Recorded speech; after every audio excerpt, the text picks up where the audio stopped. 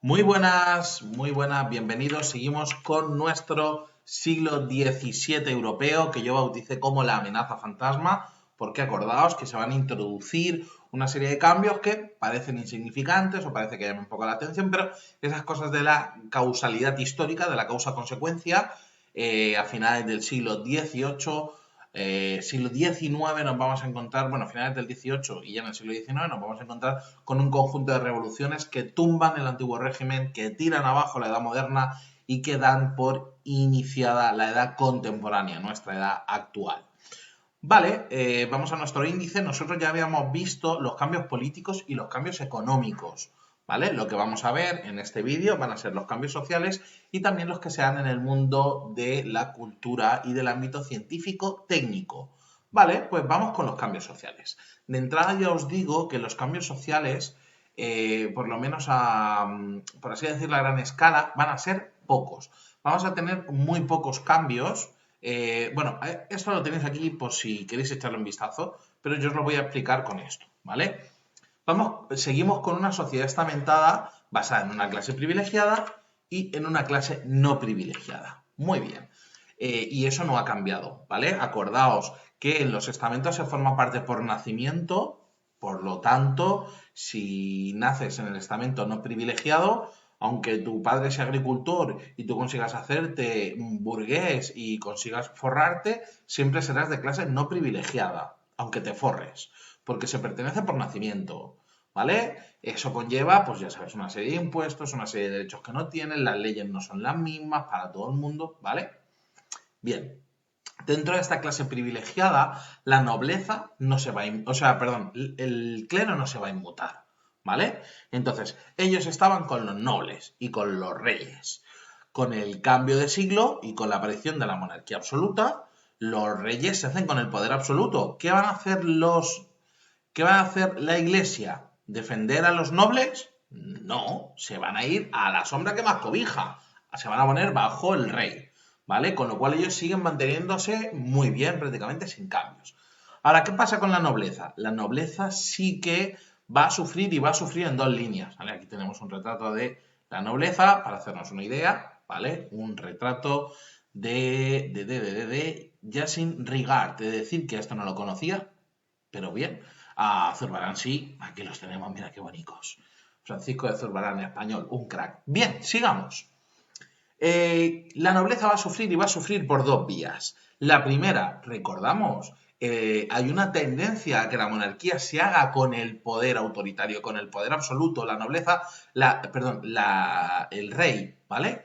El rey hace como He-Man. Claro, esta metáfora igual para vosotros os pilla lejos, pero había un personaje en la época en la que el profe tenía vuestra edad que sacaba la espada y decía, por el poder del rey, y se hacía todopoderoso. Pues los reyes se están haciendo todopoderosos. Y claro, el poder existe y se pasa de unos a otros, no se crea o se destruye, es como la energía. Así que si los nobles eran muy poderosos y los reyes también, y los reyes se hacen más poderosos, es porque se comen el poder de los nobles. Porque cada vez el señor tiene menos capacidad. Cada vez en los señoríos el noble tiene menos libertad, menos autonomía. Cada vez son más las leyes puestas desde la nueva capital. Cada vez son más los impuestos que se ponen en la capital. Cada vez son más los funcionarios que vienen directamente a mi feudo y a mi señorío a hacer lo que el rey dice, saltando por encima de mí. Así que voy perdiendo poder. Pero además los nobles, recordemos, son nobles feudales, sobre todo en la corona hispánica, son nobles muy vinculados a la tierra y a la agricultura. Y vimos, cuando hablamos de la economía del siglo XVII, cómo tenemos tanto por un lado guerras como por otro lado malas cosechas, y eso va a afectar muy negativamente a la economía de los nobles, ¿vale? Por tanto, se mantienen como clase privilegiada, pero se van a llevar esas dos leches, ¿vale? La de la monarquía que quiere el poder absoluto y se lo roba, y la de la crisis económica. Recordemos también que estamos hablando de generalidades. Sabemos que en Países Bajos la nobleza y la burguesía se hacen con el poder y se convierten en una república, en las Provincias Unidas se llamaba por entonces. Recordemos también que en Inglaterra el rey pierde en esa lucha por conseguir el poder total y pasa al contrario. Se convierte simplemente en un señor que firma y dice siguana, y son los nobles y los burgueses los que, representados en cámaras, deciden. Entonces, esas dos situaciones escapan a la generalidad que yo estoy contando, ¿vale? Bien, pues ya hemos visto las clases privilegiadas. Vamos a las clases no privilegiadas. ¿Qué nos vamos a encontrar? Voy a irme primero al campesinado, ¿vale? Aquí lo tenemos. Una obra preciosa de Vermeer. Vermeer es un crack, ¿vale? Y esta no está mal. Perdón, ya decía yo. Vale. Este sí, Vermeer, tenéis que ver la lechera. Ah, brutal, o la joven de la perla. Espectacular. Bien, me centro. Pero nos vamos a ir aquí, al campesinado, ¿vale? Si la nobleza lo pasa mal, ¿qué es lo que va a hacer? ¿Pasar hambre? No. Aprieta a los campesinos. Es como, oye, mira, pues ya no quiero el 30% de su cosecha, quiero el 40%. Oye, mira, te voy a subir el alquiler. Oye, mira, de acuerdo, lo que va a intentar es, estoy pagando más impuestos, me están dando más palos, hay una crisis en la agricultura, yo tengo que vivir igual de bien. Por tanto, voy a apretarle a los campesinos. Por tanto, los campesinos lo van a pasar muy mal. Hay que sumar las guerras y hay que sumar también las crisis agrarias, ¿de acuerdo? Con hambrunas, con nuevas epidemias que llegan. Recordemos que baja la población, así que el campesinado lo pasa realmente mal. Burguesía, ahora sí. Ay, Vermeer, qué bonito que eres. Burguesía. Vale, ¿qué es lo que ocurre con la burguesía? Lo que nos vamos a encontrar básicamente son dos situaciones diferentes. Los burgueses de las ciudades, sobre todo vinculados con el artesanado, van a entrar en crisis, porque el artesanado va a entrar en crisis. Pero los burgueses del capital, es una palabra un poquito moderna para la época, ¿vale? Pero los de los dineros, los que están financiando las expediciones, los que están prestando dinero para la creación de estas compañías de comercio a gran escala, todos esos se están forrando muchísimo. Así que en líneas generales podemos decir que los burgueses mejoran su situación, sobre todo los vinculados con el préstamo, con el cambio de divisas, con las bolsas, sobre todo el burgués comercial y el burgués financiero es el que más se va a forrar en la situación. Bueno, y con esto ya hemos hecho un repaso muy rápido a la sociedad, ¿vale? Nos vamos ahora a los cambios culturales y científicos, con este epíteto de aquí que es revolución científica y esplendor cultural. ¿Qué me interesa a mí de aquí? Bueno, primero deciros que la ciencia moderna tal cual la conocemos aparece en este momento. Estoy seguro que el nombre lo debió dar un historiador porque, bueno, dijo, la auténtica ciencia empieza en la Edad Moderna, ¿cómo la llamamos? Pues si empieza en la Edad Moderna la vamos a llamar la ciencia moderna. Gracias. Ha sido todo un alarde de creatividad. Bien, pues ciencia moderna, que aparece en el siglo XVII, en la Europa del XVII. La ciencia que actualmente tenemos nosotros hunde sus raíces en este siglo XVII y se basa principalmente en dos cambios de planteamiento, ¿vale? El primero, el de René Descartes, es el racionalismo. Descartes, hemos de recordar dónde estamos, ¿vale? Iglesia mansalva, no hay escuelas, y las que están controladas por la iglesia, universidades muy poquitas, ¿vale? Y una de las principales carreras que había era la teología, entonces no había mucho por dónde huir. O sea, ¿por qué llueve? Pues te llega el cura y te dice, porque Dios llora, y fin del debate, ya está, fin. Y de repente Descartes dice, no, nosotros tenemos la capacidad de pensar, de razonar, y a través del uso del razonamiento podemos comprender el mundo exterior, sin que venga nadie con un texto sagrado y diga, Dios dijo que... No. Somos capaces de pensar, ergo somos capaces de llegar a la respuesta correcta por nuestra propia lógica y nuestra propia razón. ¿Vale? Eso es un auténtico golpe encima de la mesa. Y a ello se une el empirismo, aquí lo tenemos, de Francis Bacon, y Bacon lo que hace básicamente es inventar el método científico, también conocido método moderno, ya sabemos por qué, ¿vale? Porque es de época moderna, no tiene más.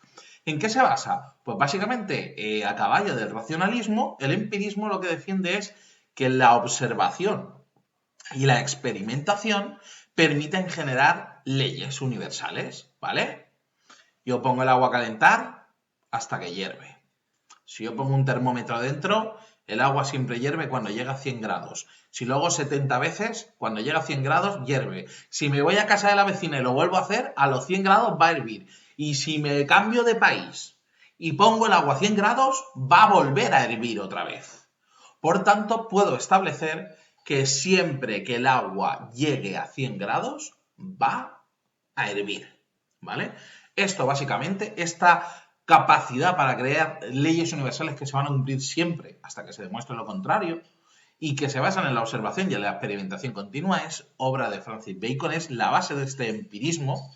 Y gracias a esos dos motores intelectuales, que es el racionalismo y el empirismo, se va a poder poner en marcha toda una serie de engranajes y de mecanismos que nos van a traer una serie de avances, tanto científicos como técnicos, absolutamente enormes, ¿vale? Aquí simplemente en este eje cronológico partido por la mitad os he puesto unos cuantos, pero tenemos el telescopio, ¿vale? Que lo inventa Lippershey, pero que luego lo va a perfeccionar Galileo, entre otros. Tenemos también la circulación de la sangre, tenemos también, bueno, un montón de avances matemáticos y logarítmicos de Napier, tenemos todo lo que queráis, ¿vale? Mercurio, relojes de péndulo, lo que queráis, máquinas de calcular, las calculadoras, no son exactamente iguales que las de ahora, ¿vale? Pero las calculadoras aparecen en esta época, Newton esgrime la ley de la gravedad, o sea, hay lo que queráis, ¿vale? Incluso aparece una marmita de vapor, que es un antecedente de la máquina de vapor, ¿vale? Ahora lo que pasa es que se mueve y hace así, pero como no tiene fuerza, no sirve para mucho, ¿vale? Habrá que esperar al siglo XVIII para que alguien la vea y diga, espera, si yo a esto le doy que James Watt la vea y diga, si yo a esto le doy un par de vueltas, pero ya tenemos ahí ese embrión de la máquina de vapor. Por tanto, una enorme cantidad de avances gracias a esos dos pensamientos, esos dos motores que son el racionalismo y el empirismo. Y ojo, porque nos están alejando de la doctrina católica, ¿vale? Y seguramente esto no sería posible sin esa revolución que antes habíamos visto, sin que se pueda debatir las ideas del papado, sin que aparezcan los protestantes, sin que aparezcan los anglicanos, sin que aparezca, ¿vale? Acordaros de lo que vimos en clase, esto va a caballo de lo que vimos en clase, de ese humanismo. Bien, pues... me dejaba el mundo de la cultura, perdonadme. Vale, a pesar de la crisis económica, a nivel de cultura, el siglo XVII es simple y llanamente brutal en toda Europa. En literatura en inglés destaca Milton, en Francia destaca Molière y Racine, no sé cómo se pronuncia, Racine, algo así.